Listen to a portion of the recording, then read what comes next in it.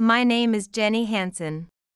I thought my newlywed life with my husband Ben was going well, as we had never even had a fight. I managed to get along with my mother-in-law, who lived with us. So I assumed everything would continue smoothly. However, I never could have imagined that this life would suddenly fall apart. It all began with my mother-in-law's words. Ben is going to remarry, so you need to leave. Looking me straight in the eye. My mother-in-law's intent not to allow any opposition was clear. But I hadn't heard anything from Ben himself. It wasn't his words. With this thought, I looked at Ben, but he was either listening or not, as he was engrossed in his game. Honey. I called out to my husband, seeking salvation. It's what Ben is saying. There's no need to listen.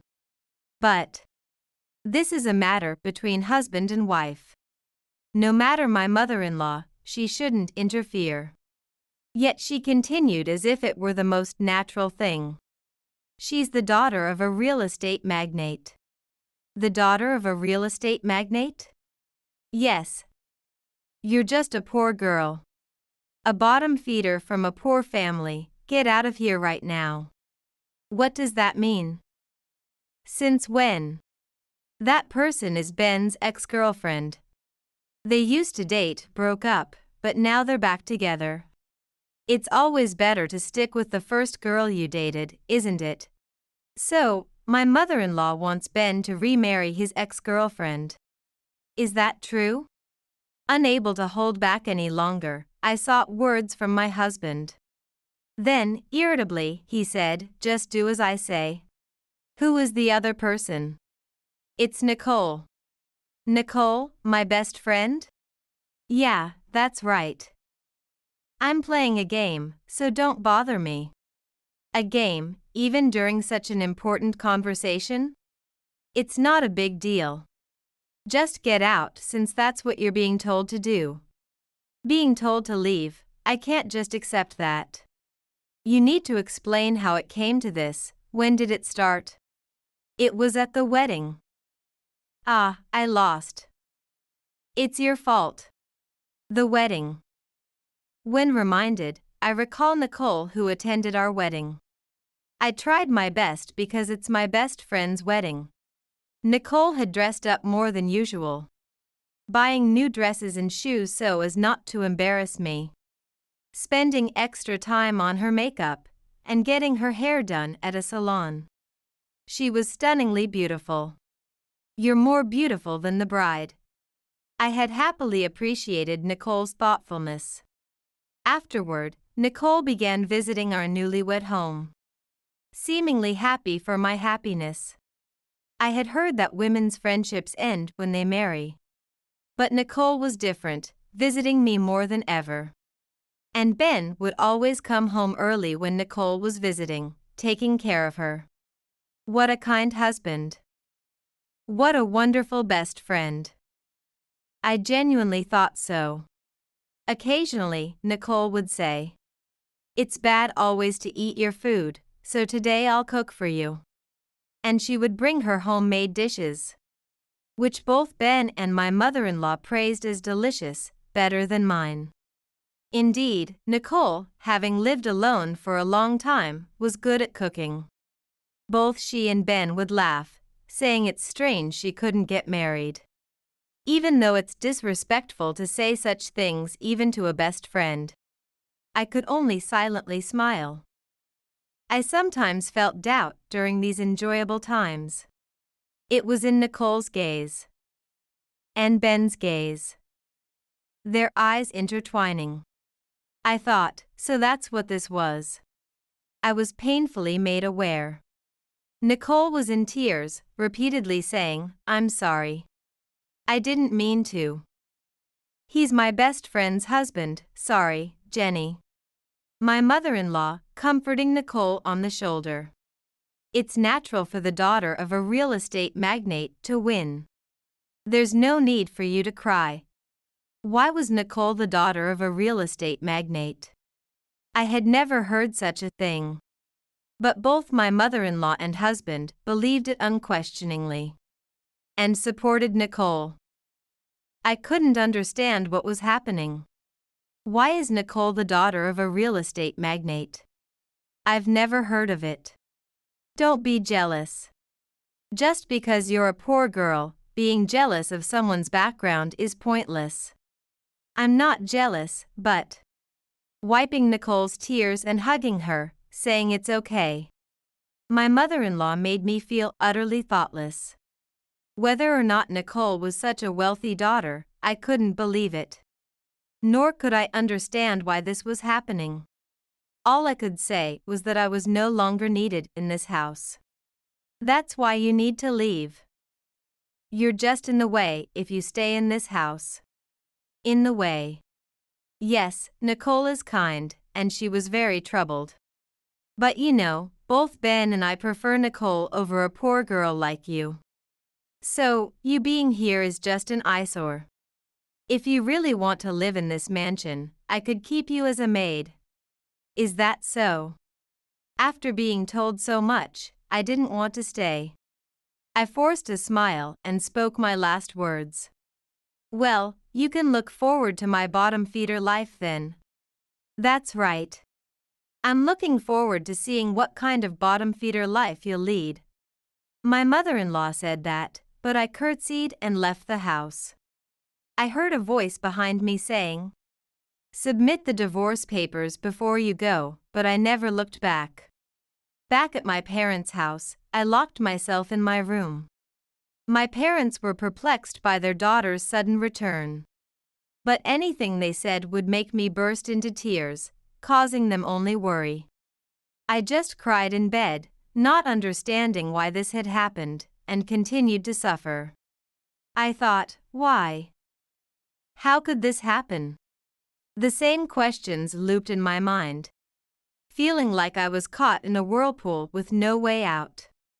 I thought, why would Nicole be the daughter of a real estate magnate?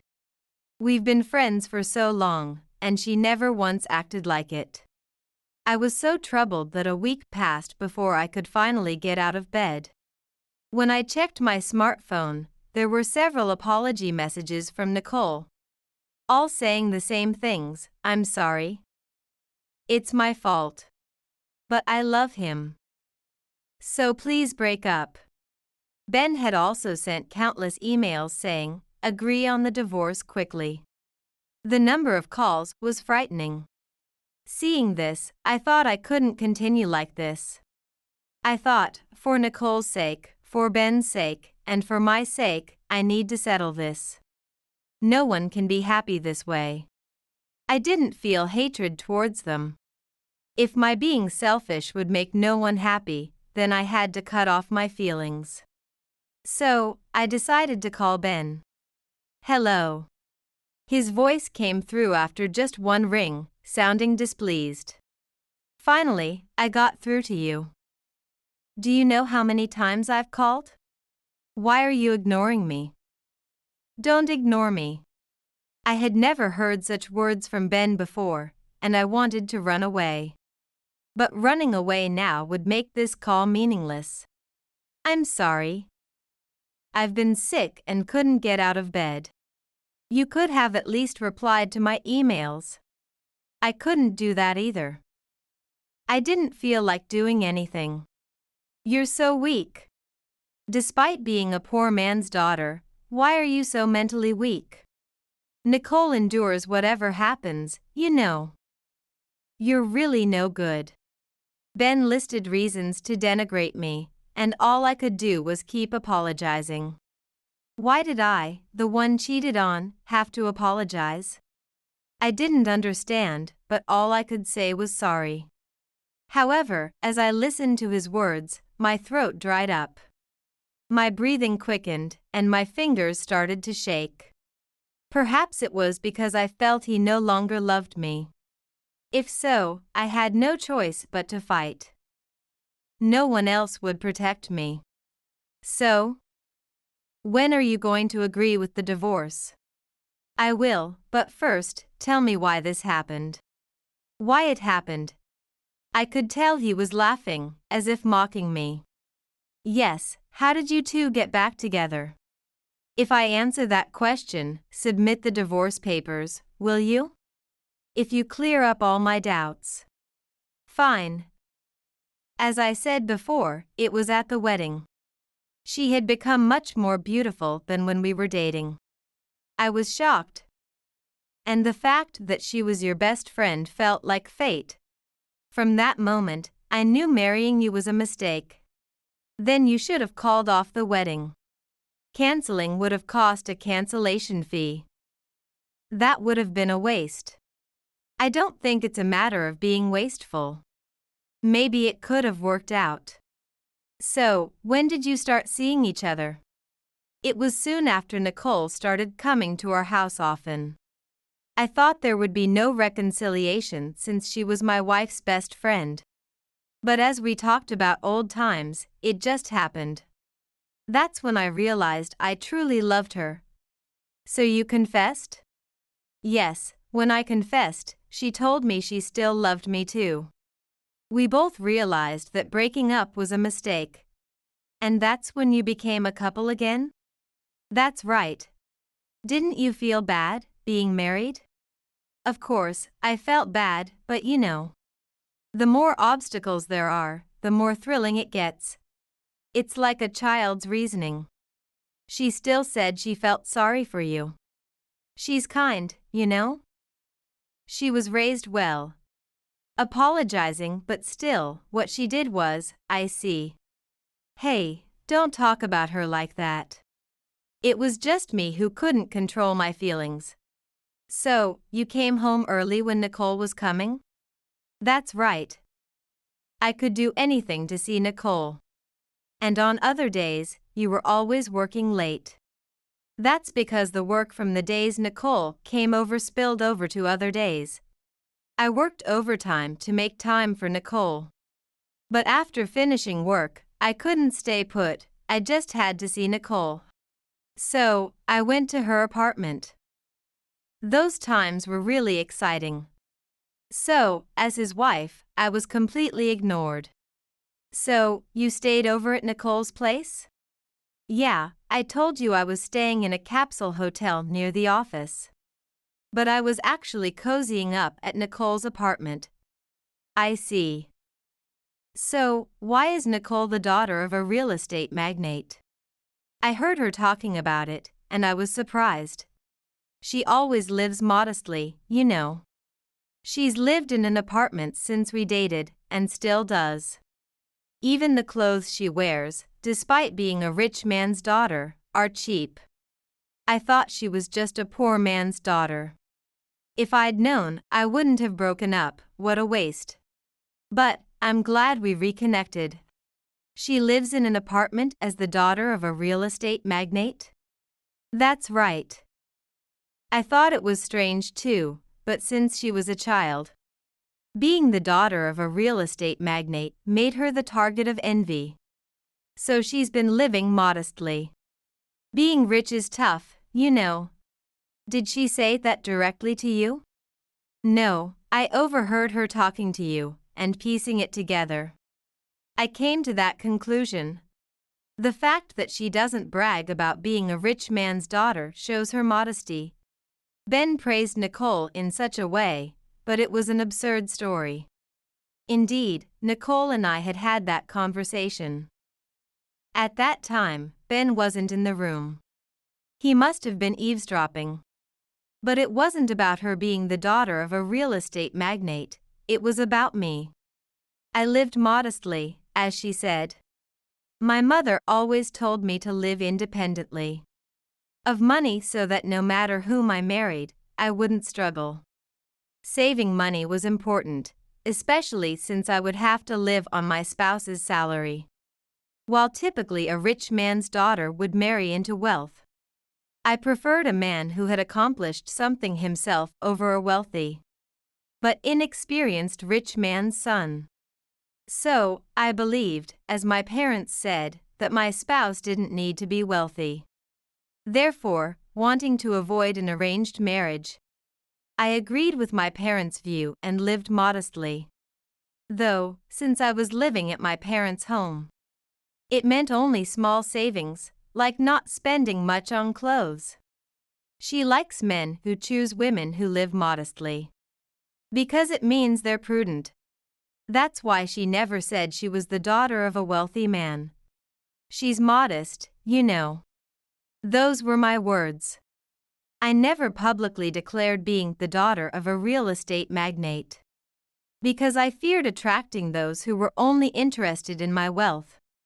Compared to her, you're always trying to save. You're stingy. Even buying a single juice. You complain about the convenience store being too expensive. You're miserly, always knowing which store sells the cheapest eggs. Or saying that clothes with holes just need to be mended. It's so poor looking, I can't stand it. On the other hand, she's definitely wealthy, even her jewelry is real. That wasn't true. The jewelry Nicole wore was all cheap. They were small, poor quality gems, and anything that looked large was imitation. I had once accompanied her wanting to buy a brand bag. And we ended up in a pawn shop. She said real items could be found cheaply there. I had never bought from such places myself. The branded items I bought were meant to last long, so I didn't own many.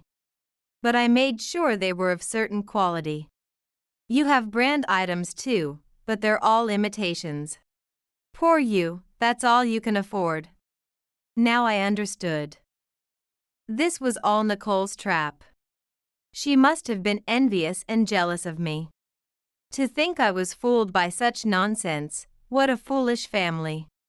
Realizing the kind of man he was, I promised to send the divorce papers and ended the call, smirking. Enjoy your poor life. 2 weeks later, my husband contacted me. It was to inform me that the divorce was finalized, and he had remarried. We're strangers now. Now I'm also rich. Don't expect any help from me no matter what trouble you find yourself in. And don't think of Nicole as your friend anymore. Don't mooch off her, all her money is mine now. Don't worry, I will never ask for your help. And I'll stop being friends with Nicole, so tell her that. That's good to hear. Now I can relax. He seemed pleased as he hung up the phone. However, it was soon after that when Ben called me. Sounding almost like he was screaming. What's going on? Oh, what do you want with a stranger like me? Some workers came and took all the furniture. You said those were imported, right? Yes, that would cost quite a bit if you bought it, wouldn't it? Why would the workers take it? It's only natural since we're divorced. The furniture should be mine since you left the house. That's not correct. Those were bought by my parents before we married. That means they own them. But we're divorced, shouldn't it be divided as property? If we had bought them together after marriage, maybe. But since my parents bought them, you have no rights. That's ridiculous. Now the house is empty. If you want them, they'll be auctioned off, just buy them. How did it come to this? My parents are poor, they couldn't afford such things. Well, then who bought them, I wonder? So you're saying the furniture isn't even good enough for auction? Just cheap stuff that looked good, huh? If you think so, just buy replacements. Maybe Nicole can afford them. Since no parent would want their daughter living poorly after marriage. They'll surely buy her some. Of course. I'll just have her parents buy it. The call ended, but I glanced at my calendar. My revenge had just begun. When this calendar turns, the real revenge will start. I thought, just starting now. He doesn't know the smiling me, and as days passed, I tore the calendar with my hands. In another 2 weeks, Ben will call again, frantic. And just as I thought, after 2 weeks, he did. Why isn't the rent dropping? If it's not dropping, then it's not dropping. I wasn't told this house would cost so much. Well, when we were married, my parents let us live here for free. Your parents, for free? How could your parents afford to lend such a mansion? If you think so, then that's fine. There's no way I can pay this. How was it paid before? That's because my dad thought it was sad to let his daughter live in a rabbit hutch of a house after marriage, so he lent us the best mansion he owned, for free. Normally, no office worker could afford to live there. Indeed, the house was quite a mansion. It had a pool and a large lawn, which my father had landscaped professionally. My mother thought such luxury was excessive. But my father couldn't bear the thought of me living in poverty, and had been covering all the house-related expenses. However, when I told my father about the divorce, he decided to start charging rent, and the mansion my husband had loved so much quickly turned into a rental property. Why your parents? They must be stretching themselves. Well, I can just ask Nicole's parents to handle it. Ben still believes Nicole is the daughter of a real estate magnate.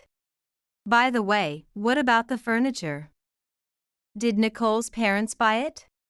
Not yet, timing hasn't worked out. Timing. Nicole's parents will handle the furniture and the house. Listening in, Nicole didn't say a word. Right?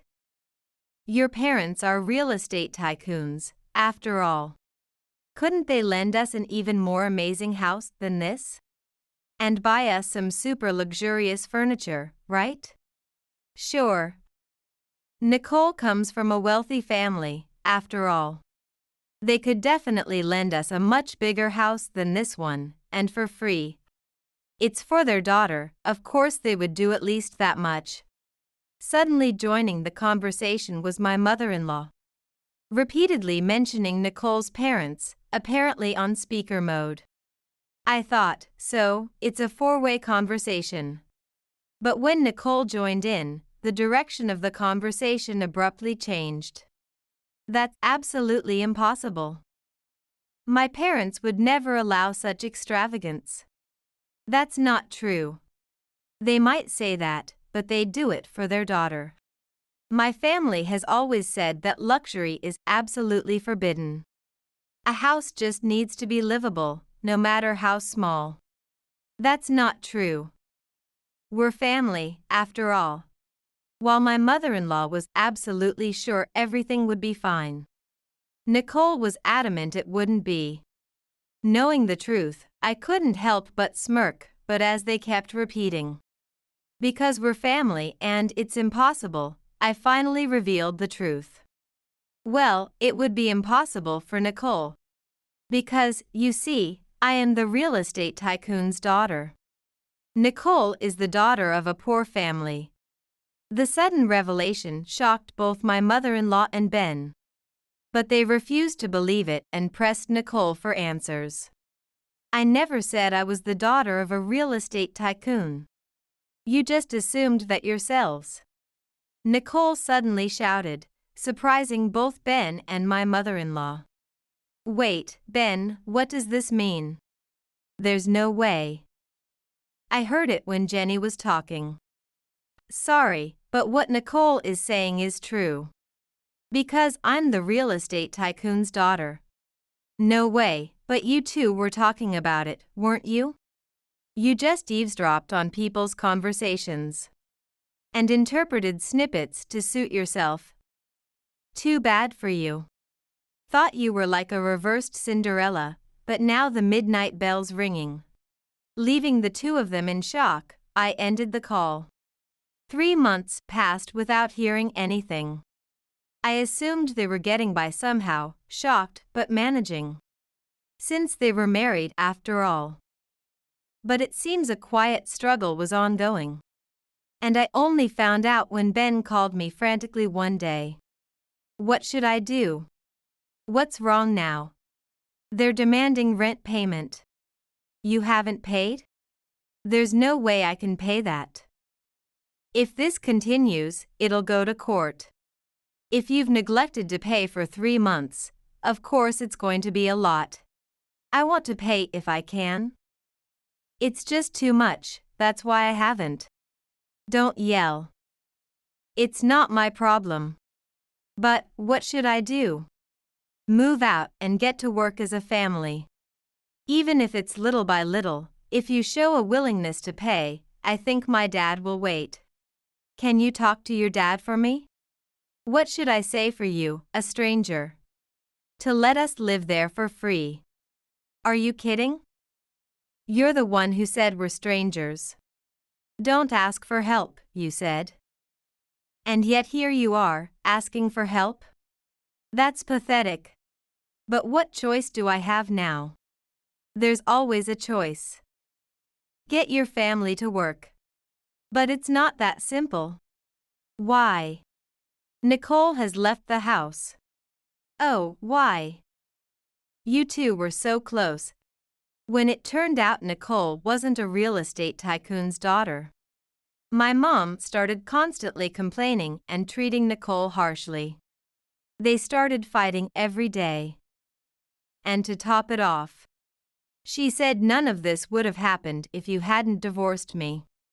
That's exactly right. But Nicole says, you assumed I was a real estate tycoon's daughter on your own. I never said I was rich, and it was you who came on to me. It's too late now. I think it's a case of 6 of one, half a dozen of the other. You assumed things, and even if she didn't confirm, she didn't deny either. Right? So, it's not my fault. You're still responsible for cheating. Anyway, I suggested we both work. Then she said it wasn't her fault things turned out this way. And she absolutely refused to work. We've been arguing like this forever now. That's unfortunate for you. A few days ago, it turned into a huge battle with my mom. It escalated to throwing hands and feet. Even when I tried to stop them, they wouldn't. Nicole was cursing my mom like a demon. And though I finally calmed them down, the next day she was gone. Well done. But now that you know she's gone, why don't you just look for her? My mom says there's no need to look for such a woman. Plus, we found out she took all the money in the house. Which made my mom even angrier. Oh. Thanks to that, even if we wanted to move, we can't do anything. I have no money on hand right now, so we can't even afford food. Isn't payday almost here? Couldn't you take an advance? That's the thing. Actually, my mom is so worried and anxious about this situation that she's had a mental breakdown. She could work at her age, but she's too emotionally unstable to work right now. I can't leave her alone to go to work either. You can't go? In the end, I had to quit my job too. You quit quite quickly. It hasn't been that long since Nicole left, has it? And now, I'm also getting demands to pay off debts. What debts? Did you borrow something? No, I haven't borrowed anything. But Nicole, that woman. I thought she was getting more luxury items. Because her parents were buying them for her. But it turns out, she bought it all in debt. I always thought her parents were buying them. But she had borrowed money using my name. Poor parents can't do such things, right? I can't help it, I thought she was wealthy. That's what happens when you rely on someone else's money. Birds of a feather, huh? How foolish can you get? Anyway, move out as soon as you can. My mom doesn't want to move. So, help me out. You can help me, right? I don't think about helping others. You reap what you sow, so good luck. While he declared us strangers and told me not to seek help. Here he was, unabashedly asking for my aid. Such sweetness, I thought. Ben's subsequent fate seems quite grim. His mother's mental state has deteriorated significantly, and without him at home, it's unclear what she might do, up to and including harming herself. But upon investigating, it turns out none of that was true. There was no sign of his mother visiting a hospital. And the neighbors kept hearing about a wealthy lady boasting about her mansion. Moreover, she had been flaunting her supposed wealth, relying on grocery delivery services and proclaiming, "I don't buy cheap stuff from supermarkets." As for Ben, he claimed to be an investor, borrowing money to sink into stocks, but never profiting, only accumulating more debt. Eventually, with severe rent arrears, they faced eviction by court order.